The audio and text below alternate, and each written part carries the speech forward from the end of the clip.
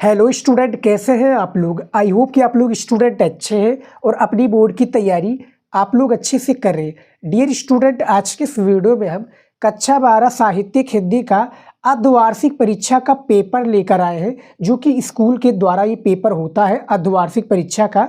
आज के इस वीडियो में साहित्यिक हिंदी का पेपर का सोल्यूशन आपको बताने वाले हैं। पूरा सोल्यूशन करके इसका आंसर देंगे और ये बताएंगे कि बोर्ड एग्जाम 2024 में जो पेपर है वो किस तरह से आएगा, और इससे भी आपके काफ़ी क्वेश्चंस बोर्ड एग्जाम में देखने को मिल जाएगा। तो आज के इस वीडियो को आप शुरू से लेकर लास्ट तक जरूर देखिएगा। आप लोग हमारे चैनल पर नए तो हमारे चैनल को अभी सब्सक्राइब कर लीजिए, क्योंकि इस चैनल पर ऐसी ही वीडियो आप लोगों को मिलेगी। यहाँ पर देखिए स्टूडेंट, पूर्णांक 100 नंबर का है। सभी को पता होगा साहित्यिक हिंदी का पूर्णांक 100 नंबर होता है। समय 3 घंटा 15 मिनट। 3 घंटा आपका पेपर का हल करने के लिए, 15 मिनट जो है पेपर, ये सारे पेपर को पढ़ने के लिए। यहाँ पर देखिए खंड का से देखिए 2 भागों में डिवाइड है, जो कि खंड का और खंड खा। तो यहाँ पर देखिए बहुविकल्पीय प्रश्नों से सबसे पहले शुरुआत होगी। देखिए सबसे पहला जो प्रश्नोत्तर 1 डालेंगे, वहाँ पर प्रश्नोत्तर 1 से ही आपका स्टार्ट होगा। ये 2 भागों में क्वेश्चन होते हैं ऑब्जेक्टिव क्वेश्चन। तो आपका 10 ही पूछा जाएगा, लेकिन ये जो प्रश्नोत्तर 1 है इसमें आपका 5 क्वेश्चन, फिर दूसरे में आपका 5 क्वेश्चन, तो टोटल 10 हो जाएंगे। तो यहाँ पर देखिए पहला प्रश्नोत्तर का पहला प्रश्न का है कि रंगभूमि किसका उपन्यास है। जो रंगभूमि है ये किसका उपन्यास है। आपके विकल्प में देख सकते हैं 4 विकल्प है। यहाँ पर देखिए 1 नंबर आपको मिल जाएगा यहाँ पर। तो देखिए जो रंगभूमि है स्टूडेंट, जो उपन्यास है याद रखिएगा प्रेमचंद का है। किसका है स्टूडेंट? प्रेमचंद जी इसमें से राइट आंसर हो जाएंगे, मुंशी प्रेमचंद जी। उसके बाद देखिए खा नंबर, मुंशी प्रेमचंद के पुत्र का क्या नाम था। स्टूडेंट, यदि आपको इस मॉडल पेपर के हम जितने भी बहुविकल्पीय प्रश्नों को बता रहे हैं इसका आंसर पता है तो पूरे का कैलकुलेट कर लीजिए। लास्ट में हमें कमेंट में जरूर बताइएगा कि सर इसका राइट आंसर ये होगा और इतना हमने सही किया है, हमें इतना पता था। उसी प्रकार से जो हम आप लोगों की तैयारी अच्छे से कराएंगे स्टूडेंट, क्योंकि ये जो पेपर है काफ़ी ज़्यादा इंपॉर्टेंट है स्टूडेंट। और किसी के भी, अब आपको बता दें, किसी के स्कूल में पेपर हो रहा है अर्धवार्षिक का, तो आप हमें प्लीज़ इंस्टाग्राम पर सेंड कर दीजिएगा। साफ फोटो खींचकर आप हमें इंस्टाग्राम पर सेंड कर देंगे, उसका हम सोल्यूशन आप लोगों के सामने करा देंगे स्टूडेंट। तो यहाँ पर देखिए खा नंबर है, मुंशी प्रेमचंद के पुत्र का क्या नाम था। जो मुंशी प्रेमचंद जी है इनके पुत्र का नाम की बात हो रही है, तो यहाँ पर जो राइट आंसर हो जाएगा क्या हो जाएगा, यहाँ पर अमृत राय हो जाएगा। जो मुंशी प्रेमचंद है इनके पुत्र का नाम अमृत राय है। काफ़ी बार आपने सुना होगा इनका नाम, और खासकर ये ऑब्जेक्टिव क्वेश्चन में भी आता है। गा नंबर है आपका, चंद्रकांता उपन्यास के लेखक कौन है। चंद्रकांता उपन्यास के लेखक, ऐसे ही आपके 4 विकल्प के थ्रू क्वेश्चन पूछे जाएंगे स्टूडेंट, याद रखिएगा। यहाँ पर जो राइट आंसर आपका हो जाएगा आपके क्या है, यहाँ पर जो गा है, गा का आपका सही विकल्प हो जाएगा। यहाँ पर हो जाएगा क्या हो जाएगा स्टूडेंट बताइए। यहाँ पर आपका सही विकल्प हो जाएगा देवकी नंदन खन्नी हो जाएंगे, जो कि चंद्रकांता के उपन्यास के लेखक हैं।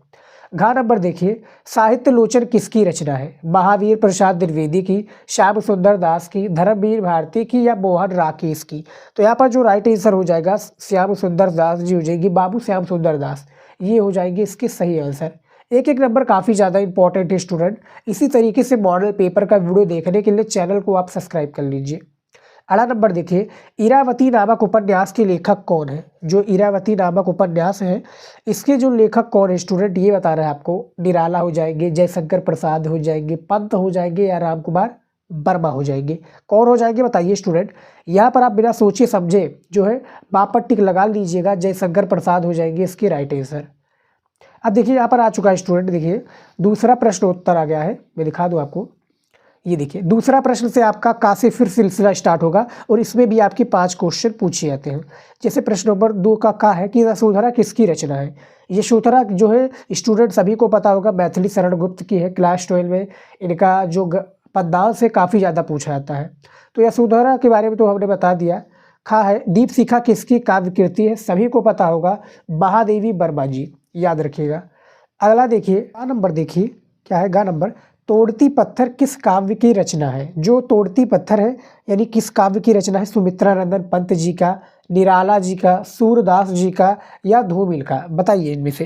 तो देखिए जो दूसरा जो आपका इनमें से जो गा नंबर है, यानी दूसरे प्रश्न का आपका गा नंबर, इनमें से जो राइट आंसर हो जाएगा वो बा हो जाएगा। क्या हो जाएगा, सॉरी, इनमें से आपका निराला जी हो जाएंगे। बा नंबर, तोड़ती पत्थर जो रचना है याद रखिएगा किसका, जो है निराला जी है सूर्यकांत त्रिपाठी निराला जी, ये आपको याद रखना है। तो यहाँ पर जो गा नंबर है इनमें से बात सही है। अगला प्रश्न देखिए आपका। देखिए सारे क्वेश्चन बहुत ही ज़्यादा इंपॉर्टेंट है, ऑब्जेक्टिव क्वेश्चन इसको हम कहते हैं। तो घ नंबर है साहित्य लहरी किस रचना है, यानी साहित्य लहरी किसकी रचना है। तो इनमें से आपका सूरदास, बा नंबर पर भी टिक लगा दीजिएगा। सूरदास जो है साहित्य लहरी इन्हीं की रचना है। उसके बाद में देखिए अड़ा नंबर, प्रिय प्रवास में कितने सर्ग हैं। जो आपका प्रिय प्रवास है इसमें कितने सर्ग है। तो यहाँ पर देखिए स्टूडेंट, जो राइट आंसर हो जाएगा वो सा हो जाएगा, 17 सर्ग। आपके हिसाब से क्या होता है स्टूडेंट, जरूर बताइएगा। और स्टूडेंट इस वीडियो में जो मैं आपको ऑब्जेक्टिव क्वेश्चन बता रहा हूँ, इनमें से कोई भी क्वेश्चन का ऑप्शन जो आपको गलत लगे तो आप प्लीज़ हमें कॉमेंट में, नहीं तो आप इंस्टाग्राम पर वीडियो के साथ में ज़रूर बताइएगा कि सर इसका आंसर ये नहीं, ये होना चाहिए। हम उसको रिसर्च करेंगे और आपके सामने प्रेजेंट करेंगे।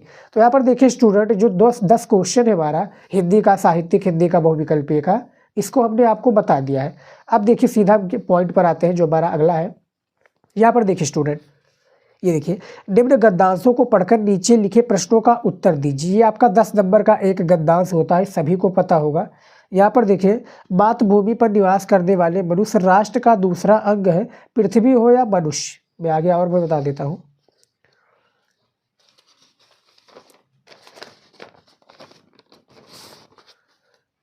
देखिए, हो तो राष्ट्र की, यहाँ पर देखिए, हो तो राष्ट्र की असंभव, राष्ट्र कल्पना असंभव है। पृथ्वी और जन दोनों के क्या है सम्मिलन में से ही राष्ट्र का क्या है, राष्ट्र का स्वरूप संपादित होता है। जन के कारण ही पृथ्वी मातृभूमि की संज्ञा प्राप्त करती है। पृथ्वी माता और जन सच्चे अर्थों में पृथ्वी का पुत्र है। अब आपको पता ही चल गया होगा कि ये किस चैप्टर से लिया गया है और इसके लेखक कौन है। बताने की हमें कोई आवश्यकता तो है नहीं, लेकिन मैं आपको बता देता हूँ स्टूडेंट, ये जो आपका गद्यांश है राष्ट्र के स्वरूप से लिया गया है। किससे लिया गया है, राष्ट्र के स्वरूप, राष्ट्र के स्वरूप से लिया गया है। और इसके जो लेखक है डॉक्टर वासुदेव शरण अग्रवाल जी है, सभी को पता हो गया। अब इसके 5 प्रश्न होते हैं। देखिए क्या है, राष्ट्र की कल्पना जो है कब असंभव है, पृथ्वी और जन दोनों मिलकर क्या बनाते हैं, पाठ का शीर्षक और लेखक का नाम लिखिए। तो 2 नंबर तो यहाँ पर आपको तुरंत ही मिल जाएगा। रेखांकित अंश की व्याख्या कीजिए, यानी जो रेखा खींची हुई है इसी की आपको व्याख्या करनी पड़ेगी। और पृथ्वी कब मातृभूमि की संज्ञा प्राप्त करता है, इसका राइट आंसर आपको बताना है। तो देखिए स्टूडेंट, जो 2 प्रश्न होते हैं कंपलसरी होते हैं। एक होगा आपका रेखांकित अंश की व्याख्या और एक होगा पाठ और लेखक का नाम। ये दोनों में आपका चाहे पद्यांश हो या गद्यांश हो, ये दोनों में पूछे जाते हैं। बाकी जो बचते हैं आपके 3 प्रश्न, जैसे कि 1, 2 और ये 3 प्रश्न, ये आपके जो गद्यांश होते हैं इसी से रिलेटेड होते हैं। और इसका आंसर यदि आप इसमें ढूंढेंगे इसी सारे किसमें, गद्यांश में, तो इसका आंसर आपको मिल जाएगा स्टूडेंट। आपके जो आपका पेपर आएगा बोर्ड एग्जाम में सेम इसी तरीके से आएगा, वहाँ पर भी आपका ये दोनों प्रश्न कंपलसरी रहेंगे, पाठ और शीर्षक का नाम और रेखांकित अंश की व्याख्या।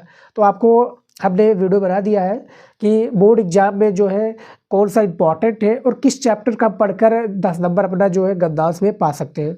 तो वीडियो नहीं देखा है तो जाकर देख सकते हैं। महत्वपूर्ण गद्यांश हल करना भी बताया कि किस तरह से कॉपी में लिखना है, किस तरह से सारी चीज़ों को करना है, जाकर आप चैनल पर देख सकते हैं। यहाँ पर देखिए स्टूडेंट अथवा करके आ चुका है। अब जैसा कि आपको ऊपर वाला स्टूडेंट नहीं अच्छा लगता है और आपको ऊपर वाला नहीं पता है, तब आप क्या करेंगे, तब यहाँ पर आप भाषा और संस्कृत का एक अटूट अंग है। संस्कृति परंपरा से निश्चित होने की भी परिवर्तनशील और गतिशील है। यहाँ पर जो आपको इसका भी बारे में पता चल गया होगा, भाषा और आधुनिकता क्या है, भाषा और आधुनिकता,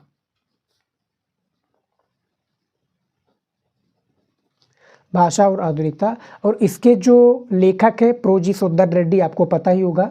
तो उनमें से जो आपको सेम वही क्वेश्चन रहेंगे, 5 क्वेश्चन इसमें भी रहेंगे और 5 क्वेश्चन इसमें भी रहेंगे। जो आपको पता है उसका आंसर आप दे दीजिए स्टूडेंट। अब जैसे कि भैया हमें नीचे वाला पता है, ऊपर वाला हमें नहीं आता है, तब आप नीचे वाला हल कर दीजिएगा, 10 नंबर आपको मिलना तय है। ये आपको याद रखना है।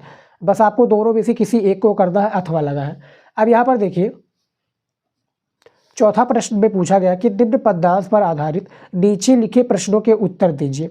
यानी जो ये पद्यांश है, अब हमारा गद्यांश वाला जो सेक्शन है वो कंप्लीट हो गया है। पद्यांश में भी हमें 10 नंबर मिलते हैं, याद रखिएगा। तो यहाँ पर देखिए क्या है, नीली परिधान बीच सुकुमारी, खुल रहा मृदुल अधखुला अंग, और खिला हो जो बिजली का फूल मेघवन बीच गुलाबी रंग, ओ वो मुख पश्चिम के व्योम बीच बीच जब घिरते हो घनश्याम, अरुष रवि मंडल उनको भेद दिखाई देता हो छविधाम। तो एक प्रकार से जो है आपका पद्यांश है और इसमें भी आपके कितने 5 प्रश्न पूछे जाते हैं। मैं दिखा दूँ, 4 ही प्रश्न है और एक प्रश्न ये है, यह देखिए। तो ये एक प्रकार से 4 प्रश्न देख सकते हैं यहाँ पर और एक 5 पीछे, तो 5 प्रश्न इसमें भी है। 2-2 नंबर का आपका प्रत्येक प्रश्न यहाँ पर भी रहता है। अब देखिए दोनों प्रश्न यहाँ पर भी कंपलसरी है। प्रस्तुत पददास की शीर्षक को क्या है, रचनाकार का नाम लिखिए। वहाँ पर क्या होता था कि शीर्षक और लेखक का नाम लिखना था, यहाँ पर आपको कवि का नाम लिखना है। रेखांकित और उसकी व्याख्या यहाँ पर भी करनी है। जैसा कि आप देख सकते हैं स्टूडेंट, ये रेखा देखिए ये रेखा खींची हुई है। नील परिधान बीच कुमारी बेग वन गूंज क्या है, बेग वन बीच गुलाबी रंग। यहाँ तक आपका रेखांकित इसकी व्याख्या, इसका आपको हिंदी में पूरा मीनिंग बताना होगा कि इसका मीनिंग होता क्या है और जो कवि है वो कहना क्या चाहता है। तो ये दोनों प्रश्न कंपलसरी हो गए। बाकी जो 13 प्रश्न बचते हैं कि छवि धाम से कवि का क्या तात्पर्य है, प्रस्तुत पंक्तियाँ किस महाकाव्य से ली गई है। तो याद रखिएगा जो ये लिया गया है, किसके लिया गया है, श्रद्धा और मनु। याद रखिएगा स्टूडेंट, श्रद्धा मनु, और इसके जो कवि है जयशंकर प्रसाद जी, ये आपको याद रखना है, जयशंकर प्रसाद जी। पूरा मॉडल पेपर को हम सोल्यूशन के साथ में बता रहे हैं। वीडियो को लाइक नहीं किया तो प्लीज़ लाइक कर दीजिए। लाइक करना एक प्रकार से आप लोगों का काम है, लाइक कीजिए। और वैसे ही वीडियो आप लोगों के लिए लेकर आते रहेंगे। कमेंट भी कीजिएगा जो भी टॉपिक पर आपको वीडियो चाहिए, हम आप सभी के कमेंट को रीड करते हैं, उसी प्रकार से वीडियो लेकर आते हैं। तो यहाँ पर देखिए जो निम्न पददास पर आधारित नीचे प्रश्नों का आपको उत्तर दे रहा है, इसका भी हमने जो वीडियो ऑलरेडी बना दिया है, चैनल पर आपको मिल जाएगा। जाकर आप सर्च करेंगे क्लास 12 हिंदी महत्वपूर्ण पददास, चैनल का नाम हमारा मिल जाएगा, नहीं तो बाई सीओम स्टडी नॉलेज लगा देंगे, वो वीडियो भी मिल जाएगी आपको। तो चौथा भी हमारा हो गया। अब यहाँ पर भी देखिए स्टूडेंट अथवा लगा है। देखिए दोनों में भी आपको अथवा एक प्रकार से अपॉर्चुनिटी है, या अथवा लगाकर आपका पूछा जाता है यहाँ पर। अब जैसे वो वाला नहीं आपको पता था नील परिधान वाला, तो आप ये वाला भी कर सकते हैं कि तुम बासहीन तुम रक्तहीन है, अस्थिशेष तुम अस्थिहीन तुम शुद्ध बुद्ध आत्मा केवल है, चिर पुराण है चिर नवीन। तुम पूर्ण इकाई क्या है, तुम पूर्ण इकाई जीवन की जिसमें आसार भव शून्य लीन, आधार अमर होगी जिस पर भावी की संस्कृत समासीन। अब ये भैया इसके बारे में आपको नहीं पता है। आपको स्टूडेंट बोर्ड एग्जाम में सबसे ज़्यादा जो इम्पोर्टेंट होता है चैप्टर का नाम और इसके लेखक या कवि का नाम, ये सबसे ज़्यादा यदि आप पहचान ले जाते हैं 2 नंबर तो आपका फिक्स हो जाता है। और आपको उसी के हिसाब से यदि आपको गद्दांश को हल करना भी नहीं आता और जब आपको चैप्टर और उसके लेखक का नाम पता है, आपने पढ़ा है, तो उसके बारे में आप लिख भी सकते हैं बड़े आसानी से और 10 नंबर प्राप्त कर सकते हैं। अब बता दूँ स्टूडेंट, जो पददास लिया गया है अथवा वाला कि तुम बासहीन तुम रक्तहीन, जो ये लिया गया है बापू के प्रति से, किससे, बापू के प्रति। और इसके जो कवि है स्टूडेंट, कौन है कवि, कवि भैया सुमित्रानंदन पंत जी, सुमित्रानंदन पंत जी इसके जो एक प्रकार से कवि हैं। तो अथवा लगकर आप देख सकते हैं। अब यहाँ पर देखिए, यहाँ पर भी सेम वही प्रकार से 5वें प्रश्न पूछे जाते हैं। 2 प्रश्न कंपलसरी होते हैं, पाठ और लेखक का नाम, रेखांकित इसकी व्याख्या।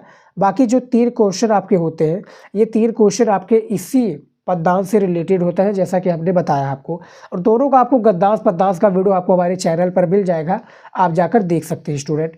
फिलहाल अब बात करते हैं 5वें प्रश्न पर। यहाँ पर देखिए क्या है, निम्न लेखकों में से किसी एक का साहित्यिक परिचय दीजिए। यानी किसी एक का आपको क्या है, लेखकों में से साहित्यिक परिचय देते, उसका जीवन परिचय भी आपको लिखना है। तो यहाँ पर देखिए वासुदेव शरण अग्रवाल, हजारी प्रसाद द्विवेदी और प्रोजी सुंदर रेड्डी, ये सबसे ज़्यादा इंपॉर्टेंट है स्टूडेंट। तीनों में से यदि आपको किसी को भी क्या है, तीनों को तैयार कर लेते हैं तो एक ना एक तो आपका आएगा और 5 नंबर दिलाकर जाएगा, ये मेरी कन्फर्म बात है स्टूडेंट। तो आप इसको तैयार कर लीजिएगा। तीनों का वीडियो आपको मिल जाएगा चैनल पर, नहीं तो मैं लिंक भी डिस्क्रिप्शन में दे दूंगा, आप लोगों को जाकर वीडियो देख लीजिएगा, लेकिन इस वीडियो के बाद में। तो वासुदेव शरण अग्रवाल का सबसे ज़्यादा इंपॉर्टेंट है लेखक के जीवन परिचय में। फिर आचार्य हजारी प्रसाद द्विवेदी जी, प्रोजी सुंदर रेड्डी भी काफ़ी इंपॉर्टेंट है, तो इनका भी आप तैयार कर लीजिएगा। उसके बाद में देखिए 12 नंबर में क्या है कि निम्न कवियों में से किसी एक की काव्यगत विशेषताएं बताइए। किसी एक की काव्यगत विशेषताएं बतानी है। तो हमने मैथिली शरण गुप्त का भी बनाया हुआ है, सुमित्रानंदन पंत जी का भी और महादेवी वर्मा जी का भी वीडियो हमने ऑलरेडी बना दिया है। नहीं देखा है तो चैनल पर आपको मिल जाएगा वीडियो, नहीं तो आप सर्च कीजिएगा यूट्यूब पर। आप जो भी वीडियो सर्च करना चाहते हैं सर्च कीजिए, बस आपको क्या करना है, बाई लिखकर उस वीडियो के पीछे और चैनल का हमारा नाम लिख दे रहा है, आपको वीडियो मिल जाएगी बड़ी आसानी से, ज़्यादा ढूंढना आपको नहीं पड़ेगा। उसके बाद में देखिए प्रश्न नंबर 6 क्या है, पंचलाइट अथवा खून का रिश्ता कहानी का सारांश अपने शब्दों में लिखिए। यानी यहाँ पर आपको अपने शब्दों में देना है, ना कि किताबी भाषा में। आपने पढ़ा है कि भैया पंचलाइट क्या होता है, कि पंचलाइट में गोधन नाम का लड़का होता है, पंचलाइट को जला देता है। फणीश्वरनाथ रेणु की ये कहानी है। पंचलाइट जो है सीधे साधे गांव के लोग नहीं जलाना चाहते, इसका भी अपने वीडियो चैनल पर बना दिया है। बस आप सुनकर भी हमारी बातों को क्या है पंचलाइट के बारे में आप जान सकते हैं और 5 नंबर ये आप प्राप्त कर सकते हैं। ये स्टूडेंट हर साल आता है, इसको यदि आप तैयार कर लेंगे तो ये हर साल आपका जाया नहीं जाएगा। ये हर साल पूछा आता है क्लास 12 हिंदी में। इसको आप ज़्यादा से ज़्यादा तैयार कर लीजिए। एक पंचलाइट हो गया, एक कर्मरासा की हार हो गया और एक हो गया बहादुर। ये तीनों को यदि आप तैयार कर लेते तो 5 नंबर स्टूडेंट रख लीजिए कि यहाँ पर एक प्रकार से रखा है ये 5 नंबर। इसको तैयार लेंगे तो आपका जाया नहीं जाएगा। अब देखिए 7वां हमारा स्वपठित खंडकाव्य के आधार पर या स्वपठित खंडकाव्य के किसी एक सर्ग का कथानक लिखिए। अब देखिए कौन सा सर्ग है, चाहे वो आपका स्वपठित खंडकाव्य त्यागपथी हो गया या कोई भी हो गया। हमारे यहाँ पर त्यागपथी चलता है तो त्यागपथी के बारे में भी हमने वीडियो बना दिया है। और भी जिनके यहाँ पर जो चलता हो कमेंट कीजिएगा, वो वीडियो आप लोगों के लिए बन जाएगा। जब आप कमेंट करेंगे तो उस पर भी हम वीडियो बना देंगे आप लोगों के लिए। यहाँ पर देखिए ये भी आपका स्वपठित जो खंडकाव्य है ये भी आपका 5 नंबर का पूछा जाता है। अब देखिए अभी तक हमने जितने भी सारी चीज़ों को पढ़ा है वो 50 नंबर के दायरे में था, यानी 100 नंबर का आपका पूर्णांक होता है तो 50 नंबर तक हमने कंप्लीट कर दिया है। अब हमारा यहाँ से खंड खा स्टार्ट हो जाता है। क्या हो जाता है आपका हिंदी व्याकरण का यहाँ पर सारा सिलसिला स्टार्ट हो जाता है खंड बा से। अब यहाँ से हमें 50 नंबर जो है कंप्लीट करना है। देखिए 8वां आपका क्या है प्रश्न, 8वां है कि निम्न संस्कृत गद्यांशों में से किसी एक का संदर्भ सहित हिंदी में अनुवाद कीजिए। यानी किसी एक का आपको संदर्भ सहित हिंदी में अनुवाद करना है, जिसके लिए आपको जो है एग्जामिनर 7 नंबर देगा। क्या नंबर देगा स्टूडेंट? 7 नंबर। देखिए जैसा कि आपका गद्यांश और पद्यांश का था हिंदी में, यहाँ पर हिंदी व्याकरण में आपका है सेम वही है, लेकिन फ़र्क इतना है यहाँ पर आपका 5 प्रश्न है, यहाँ पर सिर्फ 2 ही प्रश्न पूछे जाएंगे। अब 2 प्रश्न क्या पूछा जाएगा स्टूडेंट, यहाँ पर देखिए कि निम्नलिखित में से किसी एक का संदर्भ सहित हिंदी में अनुवाद कीजिए। तो सबसे पहला जो प्रश्न है ये संदर्भ से रिलेटेड है कि आपको संदर्भ लिखना पड़ेगा। दूसरा है आपको हिंदी में जो संस्कृत में लिखा है इसको आपको हिंदी में अनुवाद करना है। अथवा लगा है दोनों में से, चाहे आप ये ऊपर वाला कर दीजिए नहीं तो आप ये नीचे वाला कर लीजिए। दोनों में से आप किसी एक को करना है, 7 नंबर आपका फिक्स है। तो देखिए स्टूडेंट ये जो लिया गया है आदि कवि वाल्मीकि महेश व्यास कवि गुरुकुल कालिदासा अन्यचा भाष भरवी, जो ये लिया गया है स्टूडेंट सभी को पता होगा महाबरा बाल्मीकि चैप्टर से लिया गया है संस्कृत के। तो इसको भी आपको क्या है संदर्भ लिख देना है। हमने संदर्भ लिखना बताया है, चैनल पर आपको वीडियो मिल जाएगा। सभी चैनल पर आपको वीडियोज मिल जाएंगे, प्लेलिस्ट भी चेकआउट करेंगे तो वीडियो मिल जाएगी स्टूडेंट। A to Z जानकारी हमने दिया हुई है प्लेलिस्ट में।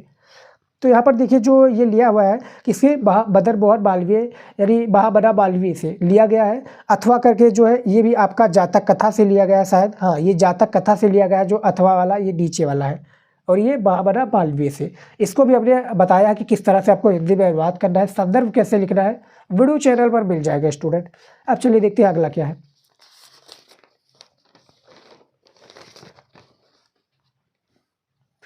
यहाँ पर देखिए स्टूडेंट अब हमारा आ चुका है, ये क्या आ चुका है स्टूडेंट, यहाँ पर हमारा आ चुका है पद्यांश। या जैसे कि आप देख सकते हैं यहाँ ये देखिए क्या पूछा गया है कि निम्न में से, ये खा नंबर है कि निम्न में से किसी एक का श्लोक का संदर्भ सहित हिंदी में अनुवाद कीजिए। सेम इसी प्रकार से गद्यांश और पद्यांश इसको आप कह सकते हैं।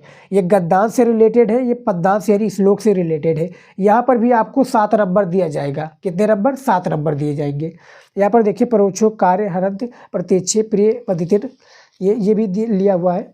यहाँ पर देखिए इसका अब दोनों में से यहाँ पर भी अथवा लगा है, जैसे कि हमें ऊपर वाला नहीं पता है नीचे वाला पता है तो इसको भी आप कर लेंगे, इसका भी आप हिंदी में अनुवाद कर लेंगे और इसका संदर्भ लिख देंगे तो आपको 7 नंबर दे देगा। और मैं बता दूँ ये जो आपका नीचे वाला जो पद्यांश यानी श्लोक है ये सुभाषित रत्नावली चैप्टर से लिया गया है।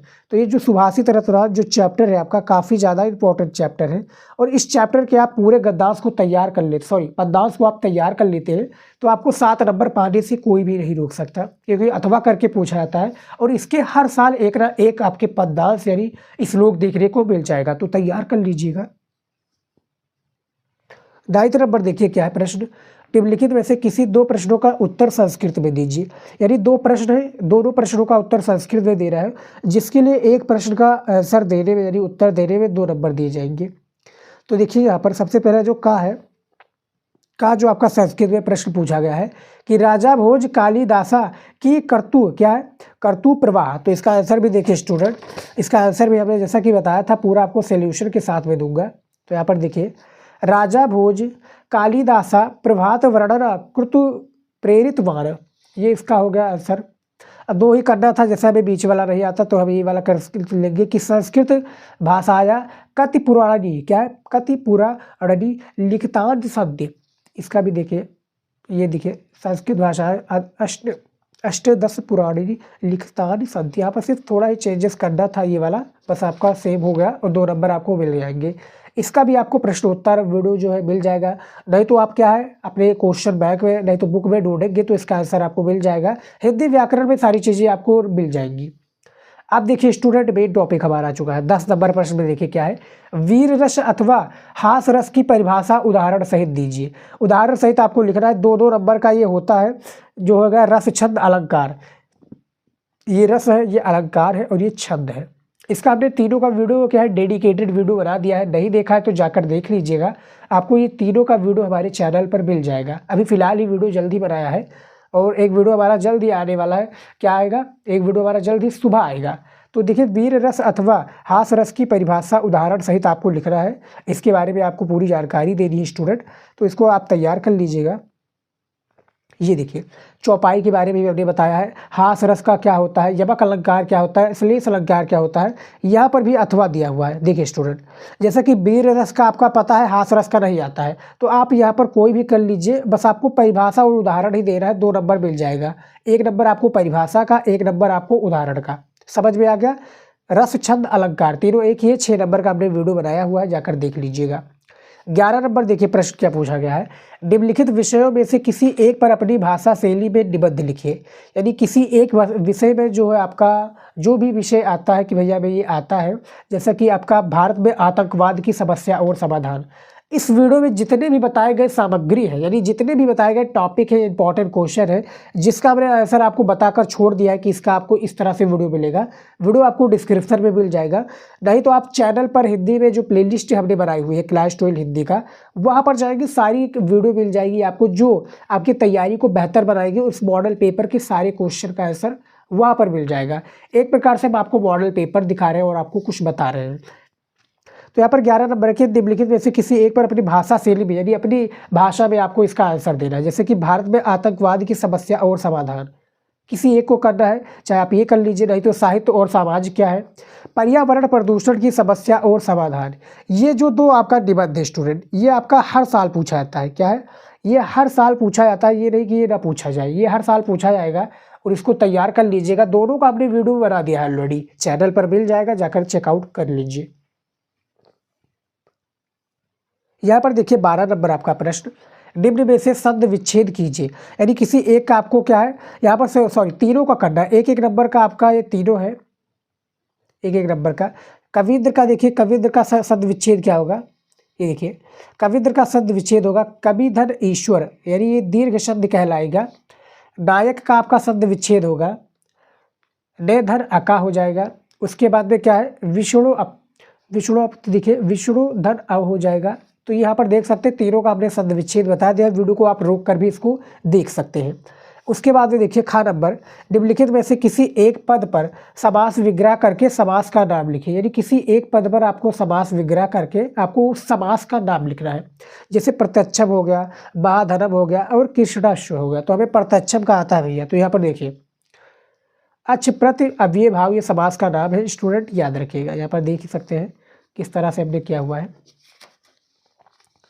देखिए पूरा मॉडल पेपर को आप सोल्यूशन कर रहे हैं तो उसका आंसर भी हमारा बताने का एक प्रकार से फ़र्ज है। और आपके साथ में मॉडल पेपर को हल लें तो क्वेश्चन का जो बहुविकल्पी हमने बताया है उसका आंसर आप कमेंट में बता दीजिएगा। उसके बाद में देखिए 13 नंबर प्रश्न पूछा गया है, आत्माशु आत्मन शब्द किस विभक्ति वचन से रूप से लिया गया है स्टूडेंट। तो ये जो सारे जो टॉपिक है स्टूडेंट मैं बता दूं आपका, ये आपका धातु और रूप, ये तो दोनों टॉपिक हट चुका है। आपने 2024 का न्यू सिलेबस देखा होगा तो ये हट गया है, लेकिन पता नहीं स्कूल में किस तरह से दे दिया गया है। तो ये आपका हट चुका है, आप सिलेबस जाकर देखेंगे। यूपी बोर्ड का हमने सिलेबस में भी वीडियो बनाया हुआ है, चैनल पर सर्च करेंगे मिल जाएगा। तो ये जो टॉपिक है ये हट चुका है, ये प्रत्यय आपका है। तो यहाँ पर देखिए कित्वा का प्रत्यय होगा क्या होगा, कत्वा हो जाएगा। महत्वा शब्द में प्रत्यय क्या होगा, आपका जो महत्वा शब्द है इसमें आपका प्रत्यय क्या होगा, इनमें से कोई नहीं शायद हमें लग रहा है। फिलहाल जो इसका गूगल पर हमने सर्च किया था तो इसका राइट आंसर ये बता रहा था आ वाला। हमारे हिसाब से इनमें से कोई नहीं होगा। आपके हिसाब से क्या होता है, इसका सटीक उत्तर क्या, कमेंट में जरूर बताइएगा स्टूडेंट।